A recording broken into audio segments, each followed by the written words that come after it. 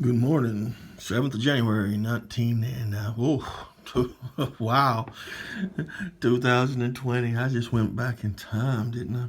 Yeah, beautiful sunny day. So what are we looking at here? Well, looking at Berserker. Fred Saberhagen's Berserker. Man against machine in a race for survival. This really isn't an unboxing. I guess I'm just looking at it. I've played this game before or attempted to play it many times. Um, it's kind of a different game, and I've been talking about space games lately, and I think that sometimes we don't really think science fiction or science fiction games or even science fiction literature. We think of it as just fun. We can't teach us anything about uh, thinking tactically or strategically or whatnot. But that's just not true. There's a reason Ender's Games on the Marine Corps recommended reading list, simply because it can teach you something about leadership. All of them can teach you about a little bit about leadership. Um, so I do like them because you don't have to stick with the historicals, and you look at it a little different. So Berserker, it says design. They gave Fred Saberhagen a design credit here, along with Rick Loomis. I don't know how much Saberhagen had to do with it, but assuredly Rick Loomis had plenty to do with it. And it's was produced by Flying Buffalo, one of the oldest, one of the longest running war game companies. Rick Loomis we know Flying Buffalo from several things, but it started out as a way for Rick Loomis to produce his game Nuclear Destruction, and it started out as a play-by-mail game, so it was a whole play-by-mail thing. And then later, Flying Buffalo would make Nuclear War, and what was it, the 25-year reprint a few years back that even I got in on and bought. So the cart, which wasn't his design, but that definitely his company made it or produced it. They produced Ace of Aces in about, I don't know when it was, about 2014. The Ace of Aces books, they reprinted those, and which is real cool. I love the Ace of Aces series. And but this here, they had a license for Berserker, and let's read about a little man against machine in a race for survival. Berserkers, a tactical space conflict game based on the novels and stories by Fred Saberhagen. Berserkers, the fearsome robotic dreadnoughts of space, race towards Earth in their attempt to destroy the birthplace of mankind, fighting against extinction in a hastily gathered force of human ships, cruisers, and C-plus guns. Batter the berserkers from afar, while the Earth's only hope, the ram ships, swarm like killer bees. Inside the ram ships huddle the Marines who must board the Berserker and destroy it from within. Berserker is an easy and thrilling game of human struggle for the survival against the Berserkers. Optional rules cover Earth, Shadow, veterans, prisoners, and a lengthy campaign game. Complexity, fairly easy to intermediate level. Yeah, that's probably right. It's fairly easy. It's not complex. It's just didn't work half the time. The Berserkers were, how do you want to say it? Here's the rule book. The Flying Buffalo catalog. Take a look at that. Air Nuclear War. This one came out in '84, I guess, 1984. I forgot that they distributed TNT to Tunnels and Trolls. That's cool. There's a play-by-mail games. That's what Nuclear Destruction, a play-by-mail missile game. That was what really. When I think of Rick Loomis, that's what I think of. Star Web, Play by Mail. Think of Flying Buffalo, I think a Play by Mail game. Tunnels and Trolls. The TNT was pretty cool as a D&D ripoff. It was a pretty good. Look at that. Death Does. What are those? 6-sided die with special skull design. That's kind of cool, man. You know, dice have always been a interesting way for. I mean, we've always liked dice for one reason or another. There's traps. So, a Berserker, Nuclear War, obviously. It's a pretty cool game still today. Schutzentrooper. Negotiator Die. That was the Nuclear Destruction home game. Yeah, Negotiator Die. We probably produced the Nuclear Destruction as well.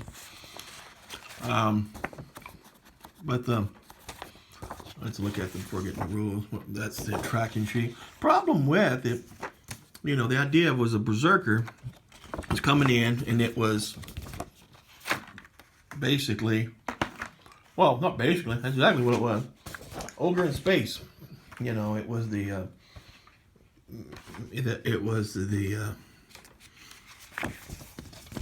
smart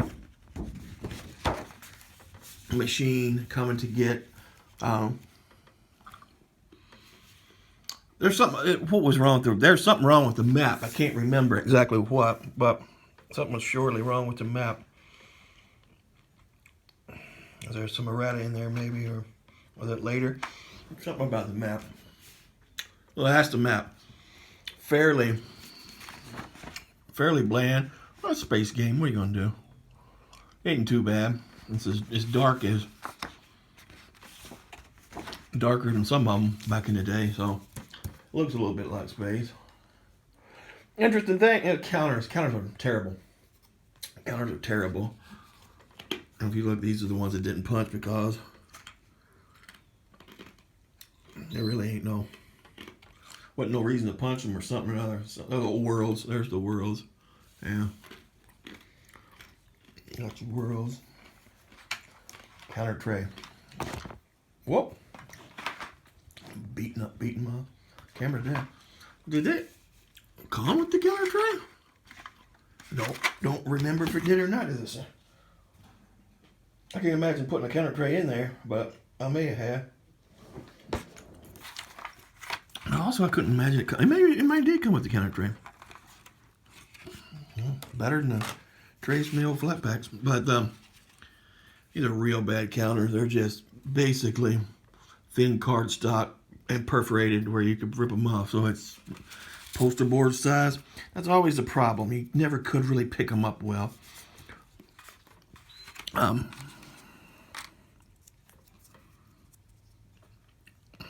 Yeah, those were okay.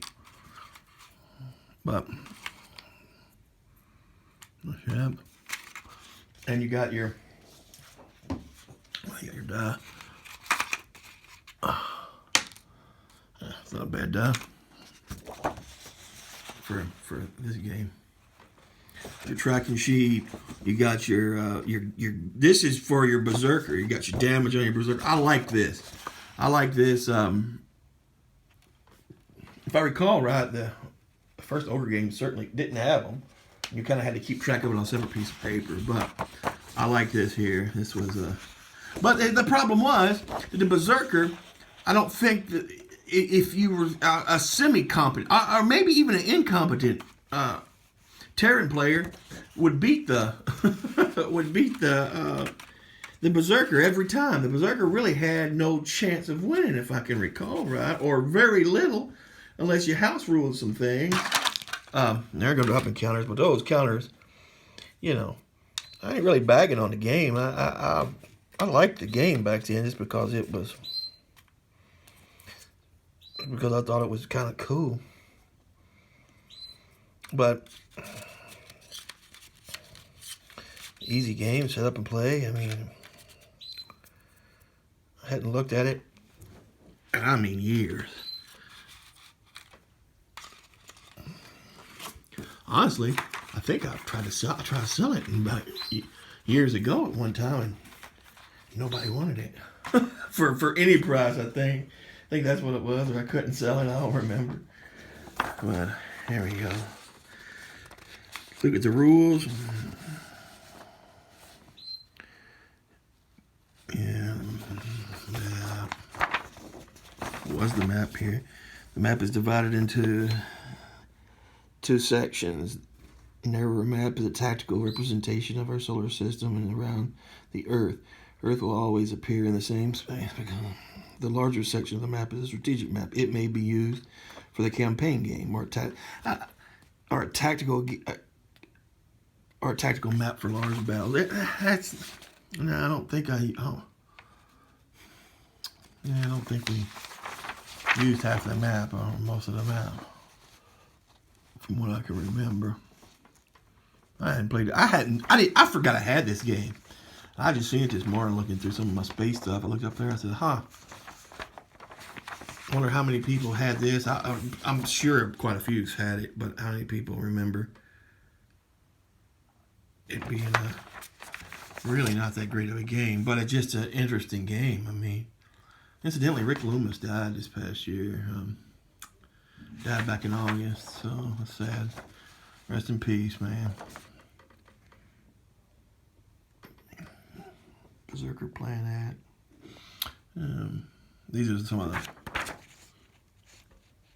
the combat table, boarding resolution table. Yeah, I remember trying to board it, but if you just kind of use some of your ships as blockers, if I remember, you could take it down. I mean, but the Berserker Cruiser, yeah. But I think it was a cool idea. I mean, it was, obviously